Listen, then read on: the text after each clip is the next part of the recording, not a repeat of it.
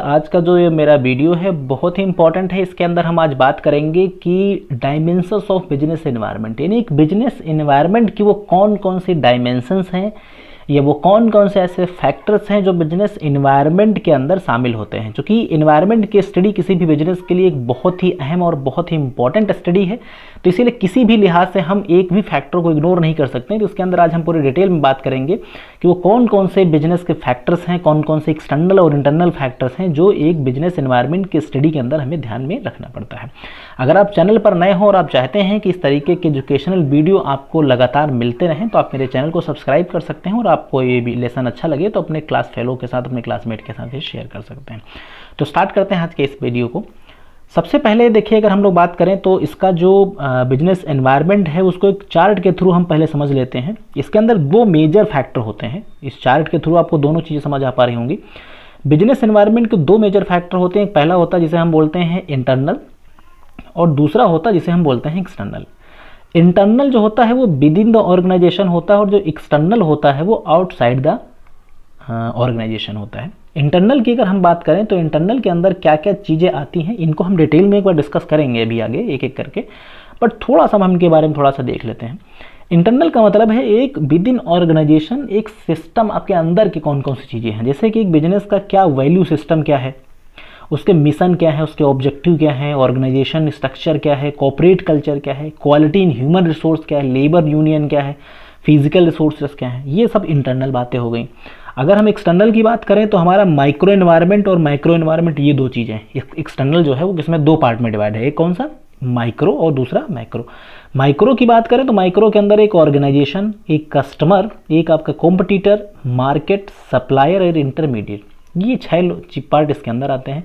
Macro की बात करें तो इकोनॉमिकल, पॉलिटिकल, जैसे हम लीगल भी कहते हैं कुछ केसेस में, और टेक्नोलॉजिकल, ग्लोबल, सोशियो कल्चर, डेमोग्राफिकल, बहुत सारे फैक्टर्स हैं जिनको हम लोग डिटेल में डिस्कस करेंगे।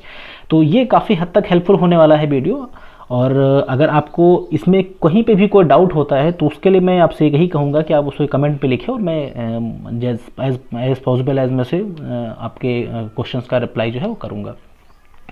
तो अब एक एक करके इसे हम डिस्कस करते हैं। अब हम सबसे पहले बात करेंगे इंटरनल एनवायरनमेंट की। तो इंटरनल एनवायरनमेंट, जैसा कि भी आप देख चुके हैं कि इंटरनल एनवायरनमेंट का मतलब है कि एक बिजनेस एनवायरनमेंट के, एक बिजनेस के वो इंटरनल कंपोनेंट जो कि बिजनेस की परफॉर्मेंस को, बिजनेस के रेस्पॉन्सेस को, उसकी एक्टिविटीज़ को प्रभावित करते हैं, तो उन्हें हमें ध्यान में रखना पड़ता है, उन्हें हम किसी भी हाल में इग्नोर नहीं कर सकते हैं।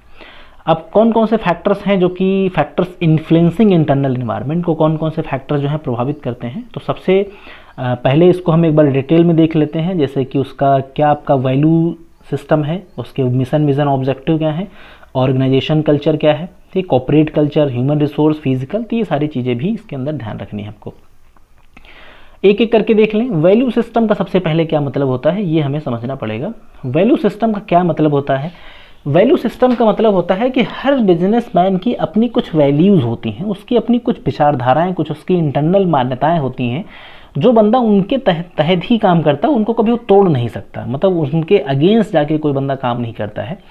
तो वैल्यू सिस्टम के अंदर वो सारे कंपोनेंट जो रेगुलेटरी फ्रेमवर्क के अंदर आते हैं, यानी वो सारे सिस्टम जो regulatory frame such as culture, climate, work process, management practice, यानी आप कह सकते हैं कुछ इंटरनल रूल्स एंड रेगुलेशन है जिसके तहत बंदा, जैसे हम लोग छोटा सा एग्जांपल लेते हैं कि रतन टाटा का अपना ये मानना है या मानना था कि वो कोई भी ऐसा बिजनेस जो कि खान पान से जुड़ा हो, होटल टाइप का, इस तरीके, मतलब रेस्टोरेंट, होटल, इस तरीके के दाल पाल, इस खाने पीने की चीज़ों का उनका अपना एक था ऑब्जेक्टिव कि वो इस तरीके के बिजनेस में इन्वॉल्व नहीं होंगे। तो आज तक उन्होंने इस तरीके का कोई काम स्टार्ट नहीं किया। आपके मिशन, विज़न क्या है, आपका कैसा मिशन है, आप कहाँ बिजनेस को किस तरीके का देखना चाहते हैं, लॉन्ग टर्म आपके गोल क्या हैं, आपके ऑब्जेक्टिव्स क्या हैं, ये भी बहुत हद तक डिसाइड करते हैं। क्योंकि आप ऑब्जेक्टिव के हिसाब से ही अपनी वर्किंग को इंक्रीज़ और डिक्रीज़ करते हैं, उसको वर्क कराते हैं, तो ये भी एक अहम है। ऑर्गेनाइजेशन स्ट्रक्चर, आपकी ऑर्गेनाइजेशन का स्ट्रक्चर क्या है, मतलब आपके यहाँ किस तरीके से सिस्टम चलता है, टॉप पे कौन है, उसके नीचे हायरार्की क्या है, डायरेक्टर कौन है, डायरेक्टर के बाद कौन लोग आते हैं, मतलब पूरी जो हायरार्की है वो क्या है, नंबर ऑफ एम्प्लॉयज़ कितने हैं, ये सारी चीज़ें स्ट्रक्चर को मेंटेन करने में हेल्प करती हैं। नेक्स्ट अगर हम लोग बात करें तो नेक्स्ट आपके आते हैं इसके अंदर कॉर्पोरेट कल्चर। कॉर्पोरेट कल्चर का मतलब है कि जो बिजनेस आप करते हैं उस बिजनेस के अंदर एम्प्लॉयज़ और मैनेजमेंट के बीच का क्या सिस्टम रहता है, उनके बीच के रिलेशनशिप्स कैसे होते हैं, वो एक दूसरे से कैसे बिहेव करते हैं, कि ये अहम चीज़ है। ह्यूमन रिसोर्सेज की हम लोग बात अगर करते हैं तो इसके अंदर इसका मतलब यहाँ पर ये है कि आपके कंपनी के अंदर जो एम्प्लॉइज़ हैं वो कितने स्किल्ड लोग हैं, कितनी एबिलिटीज़ हैं उनके अंदर, वो क्या कर सकते हैं आपके लिए, तो ये सारी चीज़ें भी ध्यान में रखनी है। ठीक, नेक्स्ट अगर हम लोग आगे बढ़ते हैं तो इसके अंदर आते हैं आपके इंटरनल एक्सटर्नल फैक्टर्स। तो एक्सटर्नल की अगर हम लोग बात करें तो एक्सटर्नल के अंदर तमाम फैक्टर्स रहते हैं, जैसे अभी देख रहे थे स्लाइड पे कि पॉलिटिकल हो गए, सोशियो कल्चर हो गए, डेमोग्राफिकल फैक्टर्स हो गए। ठीक है, तो ये इसके क्या है, ये सब इसके एक्सटर्नल फैक्टर्स हैं। एक एक करके एक्सटर्नल को देख लेते हैं। तो एक्सटर्नल में सबसे पहले आता है आपका माइक्रो इन्वायरमेंट। माइक्रो हमने दो पार्ट में भी देखा था चार्ट में। तो माइक्रो के अंदर जो पहला था वो कस्टमर जो है वो एक्सटर्नल का पार्ट है, लेकिन वो माइक्रो का पार्ट है। यानी कि जो कस्टमर है वो किसी भी बिजनेस की परफॉर्मेंस को, किसी भी बिजनेस की वजूद को वो कितना अच्छा कर पाएगा, ये चीज़ डिपेंड करती है कस्टमर पे, क्योंकि customer is the god of the business. So हर चीज़ हम जो भी कुछ करते हैं वो बिजनेस में कस्टमर के लिए करते हैं। तो कस्टमर को क्या चाहिए, कस्टमर को किस चीज़ की ज़रूरत है, कस्टमर किस प्रोडक्ट को पसंद कर रहा है, इन सब पर हमें स्टडी करनी है। इसलिए कस्टमर भी बहुत इंपॉर्टेंट है। हर तरीके के कस्टमर होते हैं, अब ये भी ध्यान रखना है। कस्टमर का कतई ये मतलब नहीं कि सिर्फ इंडिविजुअल पर्सन ही कस्टमर हो सकता है। एक हाउस होल्ड भी कस्टमर हो सकता है, एक फर्म के लिए एक फर्म भी कस्टमर हो सकती है। जैसे कि एग्जाम्पल के लिए वीट प्रोड्यूसर मीन्स किसान के लिए जो बंदा बिस्किट प्रोड्यूस करने का काम करता है वो भी तो उसके लिए कस्टमर है। गवर्नमेंट भी कस्टमर हो सकती है, फॉरेन बायर भी कस्टमर हो सकते हैं। तो हमें इस चीज़ को भी ध्यान में रखना है। नेक्स्ट अगर हम लोग बात करते हैं तो सप्लायर के अंदर कौन कौन लोग आते हैं। सप्लायर के अंदर वो सारे जो कि हमें सब सप्लाई करते हैं मटेरियल्स वगैरह। तो रॉ मटेरियल हो गया आपका, पावर हो गया, ठीक है। इसके अतिरिक्त हमारे पास जो भी इलेक्ट्रिसिटी वगैरह है, वाटर है, लेबर है, तो ये सारी चीज़ें सप्लाई आप कहाँ से मिल रही वो भी इंपॉर्टेंट है।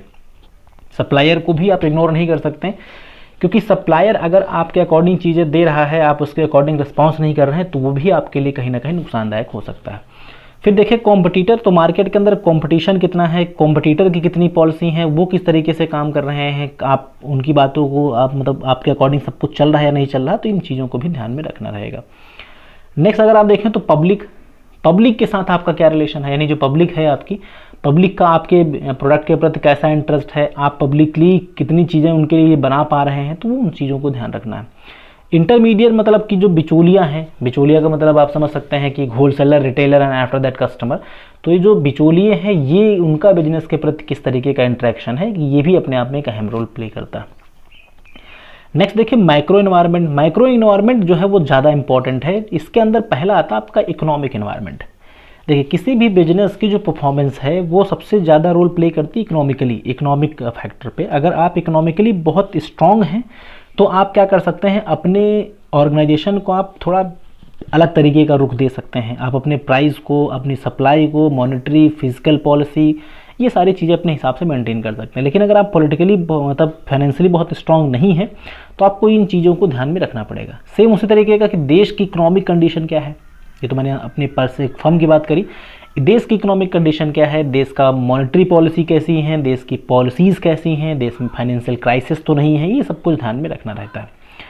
नेक्स्ट अगर हम लोग बात करते हैं तो इकोनॉमिकल जो फैक्टर्स हैं, इकोनॉमिकल जो है उससे कौन कौन सी हमें हेल्प मिलती है, यानी इकोनॉमिकल फैक्टर की जब हम स्टडी करते हैं तो कौन कौन से क्वेश्चंस हैं, कौन कौन से क्वेश्चन हैं जो हमारे दिमाग में राइज हो सकते हैं। तो पहला है कि can new product be added in the product line, यानी हमें इकोनॉमिकल फैक्टर से पता चलेगा कि हमें प्रोडक्ट में अपने प्रोडक्ट लाइन में नया प्रोडक्ट ऐड करना चाहिए कि नहीं करना चाहिए। जैसे मान लो अभी आज की डेट में पूरे देश के अंदर कोरोना है, तो उसकी वजह से लॉकडाउन है, तो इस केस में हमें कैसे रिएक्शन लेना है, इसके बाद मार्केट सही होगी तो हमें प्रोडक्ट तुरंत नया लॉन्च करना चाहिए नहीं करना चाहिए, ये सब चीज़ें ध्यान में रखनी। Market size large enough to provide the desire rate of return, हमें मार्केट साइज को कितना बड़ा करना है ये चीज़ हमें पता चलेगी अपने मार्केट की कंडीशन से। उसके बाद है आपका is the environment conduit to term of availability of man power, infrastructure, raw material, यानी हमें man power, raw material, infrastructure, plant, building, ये सब ईजिली अवेलेबल है या नहीं है, ये चीज़ भी हमें ध्यान में रखनी पड़ेगी। नेक्स्ट अगर हम लोग बात करते हैं तो अब आता हमारा पॉलिटिकल एंड लीगल फैक्टर। देखिए पॉलिटिकल लीगल फैक्टर अपने आप में एक सबसे इंपॉर्टेंट और सबसे पेचीदा फैक्टर है। क्यों? क्योंकि कभी भी कोई भी बिजनेस ऑर्गेनाइजेशन जब मतलब अपना कोई नया बिजनेस किसी देश में जाके स्टार्ट करती है या अपने ही देश में स्टार्ट करती है तो वो सबसे पहले देखती है कि गवर्नमेंट की पॉलिसीज़ क्या है, गवर्नमेंट का उस बिजनेस के प्रति रुख कैसा है, क्योंकि गवर्नमेंट की पॉलिसी के अकॉर्डिंग आपको परफॉर्म करना पड़ेगा। गवर्नमेंट अगर पॉलिसी चेंज कर देगी तो आपको उसे फॉलो करना पड़ेगा, आप उसके खिलाफ नहीं जा सकते। तो पॉलिटिकल बहुत अच्छा एग्जांपल आप ले सकते हैं। कई बार गवर्नमेंट ऑफ उत्तर प्रदेश के द्वारा पॉलीथीन को बैन किया गया, फिर हालांकि वो चालू कर दिया गया, वो एक अलग इशू है। लेकिन अब मान लो कि आप क्या कर रहे हैं कि एक पॉलीथीन की फैक्ट्री आपको लगानी है और आपको ये भी पता चले कि ये गवर्नमेंट इसको कैंसिल कर सकती है, बैन कर सकती है, तो क्या डिसीजन सही होगा? ये कतई नहीं सही होगा। तो पॉलिटिकल और लीगल फैक्टर जो है बहुत बड़ा रोल प्ले करता है, इसे ध्यान में रखना पड़ेगा। इसी तरीके से आता है आपका socio culture environment. Socio culture environment के मतलब ये है कि आप सोसाइटी के लिए ही प्रोडक्ट जो है प्रोड्यूस कर रहे हैं। तो सोसाइटी की बिलीफ क्या है, नॉर्म्स क्या हैं, आपके इथिक्स क्या हैं, ठीक है, सोसाइटी में कौन कौन सी चीज़ों की रिक्वायरमेंट है, किन चीज़ों को सोसाइटी एक्सेप्ट नहीं कर रही, ये सब ध्यान में रखना पड़ेगा। कुछ क्वेश्चंस जो आपको सोसाइटी के मतलब इन्वायरमेंट के फैक्टर से पता चलेंगे, जैसे what are the expectation of society, society की आपके बिजनेस से क्या एक्सपेक्टेशन है वो फुलफिल करना। Can we business meet the expectation, क्या आपका बिजनेस उनकी ज़रूरतों को पूरा करेगा नहीं, इसका आंसर आपको इसी मतलब एनालिसिस से पता चलेगा। Are social objective part of overall objective, यानी आपके जो ओवरऑल ऑब्जेक्टिव हैं उसमें सोशल ऑब्जेक्टिव हैं, और है तो वो किस हद तक आपने उनको बनाया हुआ है। उसके बाद है do the business operation meet the ethic and value of system of the society, यानी आपका जो बिजनेस है क्या वो सोसाइटी के वैल्यू सिस्टम को मेट कर रहा है या नहीं कर रहा है, ये भी एक इंपॉर्टेंट फैक्टर है। बहुत सारी चीज़ें ध्यान में रखनी पड़ेंगी जो सोसाइटी की आप बात करते हैं, क्योंकि आपने देखा होगा कि आपने शायद ही देखा हो कहीं पे कि किसी मंदिर या मस्जिद के जस्ट सामने शराब की दुकान हो। उसके पीछे रीज़न बस यही है कि ये एक सोशल फैक्टर है। हर किसी को पता है कि मंदिर के सामने शराब की दुकान नहीं रखी जाती, ये सिर्फ एक इथिकल इशू है एक पब्लिक सोसाइटी का, तो आप ये नहीं कर सकते। नेक्स्ट हम बात करें टेक्निकल एनवायरनमेंट। देखिए टेक्नोलॉजी किसी भी बिजनेस को सक्सेसफुल बनाने में सबसे बड़ा रोल प्ले करती है, और टेक्नोलॉजी आपको आगे भी ले जाने में एक रोल करती है, इसलिए टेक्नोलॉजिकल एनवायरनमेंट की भी हमें प्रॉपर स्टडी करनी पड़ती है। इसको अगर हम लोग देखें तो कुछ चीज़ें हमें बहुत ध्यान में रखनी है कि what type of technology available in the environment, यानी एक टेक्नोलॉजी कैसी चल रही है पूरे बिजनेस के पूरे बिजनेस इंडस्ट्री में, आपके पास कैसी है। इसके अलावा if the technology available is not suitable for firms operation, कि टेक्नोलॉजी आपके पास है लेकिन आपके ऑपरेशन के लिए अवेलेबल नहीं है, तो क्या करना है। अगर मार्केट में कोई नई टेक्नोलॉजी चेंज हो रही है तो आपको चेंज करना है नहीं करना है, ठीक है। आपकी फाइनेंशियल स्ट्रेंथ है, आप उस टेक्नोलॉजी को अडॉप्ट कर पाएंगे नहीं कर पाएंगे, ये सारे डिसीजन आपको लेने होते हैं टेक्नोलॉजिकल फैक्टर के साथ। नेक्स्ट हम बात करें डेमोग्राफिकल एनवायरनमेंट। डेमोग्राफिकल एनवायरनमेंट का मतलब ये है कि पूरी जो हमारा कस्टमर बेस है, पूरी कंट्री है, उसके अंदर बहुत तरीके के लोग हैं, यानी अगर हम उसको बात करें तो बहुत फॉर्म है इसमें, gender wise, age wise, income wise, growth wise, language, religion, इन सभी के हिसाब से अगर आप देखें तो अलग अलग तरीके के कस्टमर हैं, उनकी अलग अलग विचारधाराएं, यानी हर तरीके से मार्केट के अंदर चीज़ें जो है वो अवेलेबल हैं। अब ये आपके ऊपर डिपेंड करता है कि आपको क्या चाहिए और क्या नहीं चाहिए। तो पूरी स्टडी आपको करनी पड़ेगी सब कुछ समझने के लिए। सबसे पहले आप जेंडर कंपोजिशन आपका है, इनकम, एजुकेशन लेवल कैसा है, आपके प्रोडक्ट खरीद पाएंगे नहीं, आपकी ब्रांड वैल्यू क्या है, ये सब चीज़ें आपको पता चलेंगी डेमोग्राफिकल एनवायरनमेंट से। नेचुरल एनवायरनमेंट की बात करें तो नेचुरली जो चीज़ें हैं आपके पास मार्केट में वो कैसी हैं, वो रिन्यूएबल प्रोडक्ट हैं या नॉन रिन्यूएबल प्रोडक्ट हैं। मतलब जो एक रिन्यूएबल और नॉन रिन्यूएबल आप समझते होंगे।